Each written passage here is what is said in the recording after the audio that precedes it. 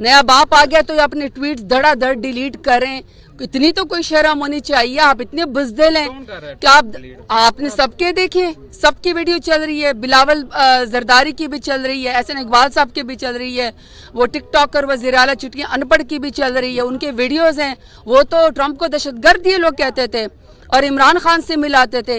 आज वो बन गया, सदर बन गया तो धड़ाधड़ अपनी ट्वीट्स डिलीट कर रहे हैं। ट्वीट्स डिलीट करने से आपके कारनामे ख़त्म नहीं होंगे। डोनाल्ड ट्रंप का जो इलेक्शन से पहले बयान था इमरान खान के हवाले से, क्या समझते हैं कि आप उस पर अमल होगा, इस तरह का कुछ होगा? देखिए, मैं आपको सीरियसली बात में बार बार आपको एक ही बात कर रही हूँ, मेरा लीडर इमरान खान भी और हम अपने मुल्क की तरफ देखते हैं। हमें अपने मुल्क के अंदर इंसाफ और कानून और आइन को बेहतर बनाना है। हमने इंसानी हकूक़ की जो पामाली हो रही है उसको ख़त्म करना है।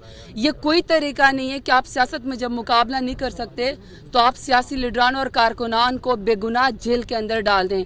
मेरे लीडर इमरान खान से अभी तक हमें मिलने नहीं देते। एक हफ़्ता पहले खान साहब ने मुझे बुलाया था, लेकिन 4 घंटे मैं अडियाला जेल में बैठी रही, लेकिन हमें वहाँ मिलने नहीं दिया गया। ये बहुत जुल्म है। मैं खुद डेरा गाजी खान जेल के अंदर रही हूँ। देखिए, सियासी कारकुन का आपने मुकाबला करना है तो आप सियासत में करें, दुश्मनी करके ना करें।